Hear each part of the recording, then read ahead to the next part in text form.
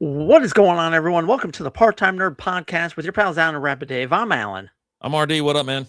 Not much. How you doing? Phenomenal. I would say spectacular.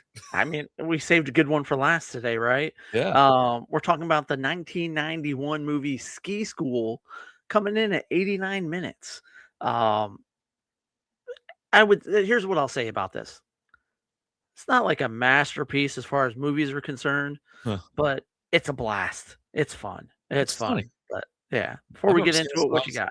I remember seeing this when I was a kid. Like, I was like 10 or 11, and I was like, "Holy hell, I love this! I want to go skiing, party on the mountain with these people." Dave Marshak and his friends are a pack of highly skilled skiers and devoted party animals. On the slopes, they are known as Section 8, but their reputation is a risk when in ski school of snobs headed by pompous and preppy Reed Jansen's. I don't know why it's pluralized. Anyways, shows up looking for a win to win the end of season downhill competition. Now, the stakes have never been higher because if Section 8 is beaten, they'll lose more than bragging rights. They'll also lose their jobs. Release date January 11th, 1991. Rated R, obviously. They did it. It's an hour and 35 minutes. They included box office here. $18,476. Okay. $18,000. They don't even have the what it cost. You know what I mean? The budget. They just have the box office. 18,476. Oh my God. Oh, I don't know, man. I think it's too early. I think we've already done a couple ski movies, and I was just talking about this right before we went live or hit the button. We should be doing these in the winter. We got to find the summer movies right now. You know what I mean? Like Meatballs or other goofy ass stuff like that. Just because it's summertime. When I'm watching this movie, it does make me want to go to the mountain. I just want to head up to the mountain. I want to be at these parties. This thing just starts off at a party. All they do is party, and it's 80s. Like, some people get this confused with 80s. It's actually more like late 80s, early 90s when everything's neon, right? Like 88 to 92. Yeah. And you don't quite have that, like, it's 80s music, but not like 80s music. It's like right that in the middle. 80s like rock, little bit later, right? Here's the thing about this movie, and this is how you're 10 seconds in and you know what you're getting. You get your first set of tits. 10 seconds. She's just whipping them out. They're at a bar, Yeah. at a party or whatever, and she's like, "Yeah, they're coming out." Yeah. And everybody else is like in lingerie. They could be in lingerie too. It's a party. It's a party scene, man. The 80s and 90s on a mountain was just wild. I wish I was of age at that time. I wasn't. Right. I would have drove right to the freaking mountains. That I would have definitely taken more of an interest in skiing if I knew this is what it was. But it's just a fun movie. It doesn't take itself seriously at all. It's all parties, right? You've got your serious guys. Section 1, they're this more serious group led by Reed, right? Mhm. And then you got Dave, party guy, who, 1 year won everything 1 year, right? And it's just since then just been it's all about partying. They get Johnny Roland, Mhm. wanted to be part of Section 1, but they're like, "Oh, you're from." I can't. He's from like Montana or something like that, or Yeah, there's can't. always an outsider from like another not across the country, but just in a different part of the US, and like, no, man, you're not cool enough. Well, he's not from somewhere where you ski at, right? And so he ships him off to Section 8, and he just fits in great there. Um, you end up, it becomes them versus the two groups versus each other. The party guys are taking all the girls. Mhm. It's funny, like, because whenever they show up to like parties, everyone's all dressed up real nice, and they're there in their bright neon gear, every time. Every time. You get day one of the competition and it's going all right. The Section 8 guys are just kind of, they're not really trying. They're more about the party scene, except for Johnny. Johnny's number 2 overall after the first day. And then things just get, more competitive from there on out.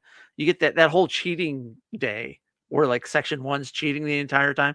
That's Yeah. just absurd. Like, Yeah. like you got Reed going up against Johnny there at the last race of the day, right? And he's got like a lasso with a hook on it, Yeah. and he just I like Section 8's cheating day better. You know what I mean? Oh, yeah, the instant stick cement, Yeah. and they hit it and they all fly off their skis, right? Um, They sawed the poles. They loosened up all the poles on the mogul or whatever you want to call it. So the guy like just starts collecting them all going down the hill. It's yeah, this movie's absurd. It's so dumb, but it was fun. it's well, and at one point they're like, "You know what? Maybe we need to step our game up." So they start using, like, subliminal messages to convince everyone that they're better than, what they are, and then they start kicking butt. Yeah. Um, and the one guy, it's just his downfall is he sleeps with too many girls, right? And they're like, "You will not sleep with any girls anymore. You will not sleep with any girls anymore." And they're just throwing themselves at him, and he's just like, "Look, it's not that I don't want to, that I can't. I'm just not going to. Like, I just can't. I don't know. I don't know. I just can't sleep with you. Can't do it. Um, Just can't. Can or won't. just can't. Both. Just can't." And of course, you've got the love story. Like, there's a lot of parallels to this and like Hot Dog Movie, right? Oh, yeah, of course. Um, Johnny, he pulls the one girl, right? When the hotter girl's there at the party, and they have their little fling, right? She's like, Yeah, no strings Lori. attached, whatever. Mhm. And then new girl shows up, Victoria, right? There's a new hot girl there. Um, Lori's not really paying much attention to Johnny. Johnny's not really paying much attention to her. Johnny sleeps with Victoria, and then the next day he goes up to Lori's like, What's going on? What happened yesterday?" Oh Like god. like she did something. Meanwhile, he's the one who went and slept with Victoria. Like, Lori should be like, "Oh, I could tell you what happened," but no, it's just they fall out of love, but then they use subliminal messages to get Lori back in love with Johnny, right? Like, I don't know. They end up getting disqualified, um, but then they take the party to the hill, and they show up with a party. I Yeah, mean, the yeah. amount of beers that they show up with and girls, and they're like, "Look, if you guys will just be cool, we'll let you back in the competition, okay? Just Those freaking balloons and all the beer one of the big ass beer bottles or whatever. Yeah. yeah, It's a yeah." party movie. It's all it It is. It's a party it movie. it is, it is, and they fight back the last day. They tie the competition, Mhm. and then they gotta ski the dome, right? Winner It's take all, baby. hill, right? And Mark's talking to Reed, and he's like, "Look," or not Reed, Johnny, "Look, you're gonna get the bald hill. Don't go left. Don't go left. Whatever you do, don't go left. It's a jump no one's ever made before. Don't even try it." So what's he do? He goes left, Of course. right? And he makes the jump, and they win. And then new people, like, it's it's just funny the way it all goes, right? Because like the big competition's over, and they're like, "Oh, breaking news! The hill's just been sold. It's been sold to a new group of investors."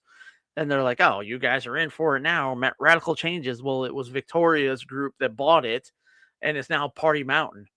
Um, and Mark looks over at Reed at the end. He's like, "Look, man, have a beer and relax." And Reed just kind of grabs a beer and takes a sip. He's like, "Okay, all Yeah, right." I know, right? He's I like, did get "Alright." I did get a kick out of that because it kind of reminded me of the first time that I had a beer. Like, was at a house party with some buddies. We're out in the driveway drinking, and I didn't really drink, and they're like, "Hey, I had a buddy who always offered me a beer, and I always said no. And he's like, "Hey, have a beer." I go, "All right." He's like, "Really?" I go, "Yeah." Hands me a beer. I crack it open. I go, "Okay, all right, Alright, yeah, alright. all right, all right." But yeah, no, I mean, it's nonstop comedy. It's um, wheels off, pranks, uh, nudity, drinking. Just it's a fun party movie from the '90s. You don't get movies like this anymore.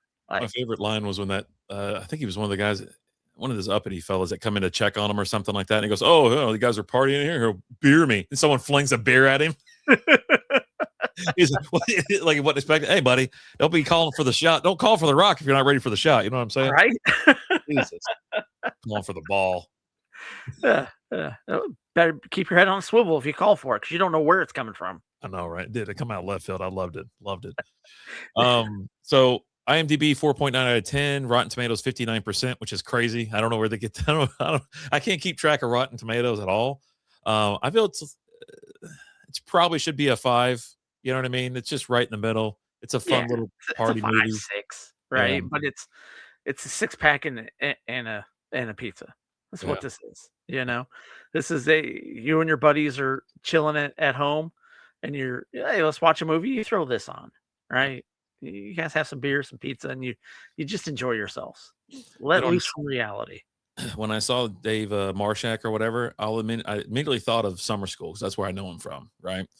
And that I think that we got to put Summer School on the list because I was like, we need to watch summer movies in the summer, winter movies in the Uh, winter.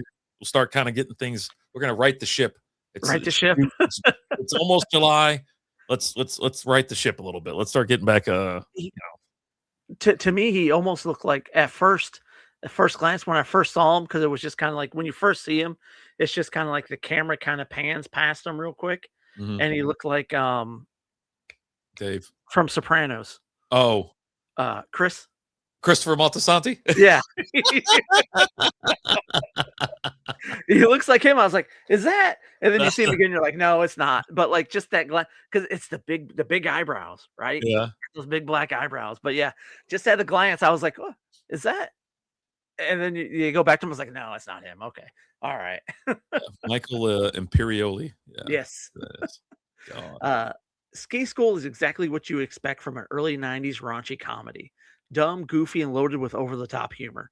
The story is pretty thin, and let's be honest, a lot of the jokes don't really hold up today. But if you're into cheesy comedies from this era, there's still some fun to be had.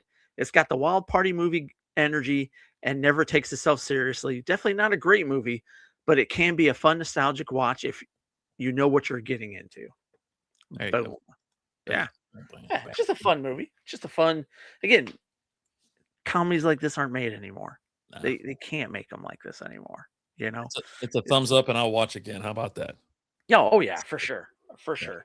Definitely watch this one again. But what do you guys think about Ski School? Let us know. Can you appreciate it for what it is? Or are you just like, oh no, no, why did they make a movie like this? I don't know. You just tell us. As always, guys, I'm Alan. I'm RD. We'll talk to you later. Deuces.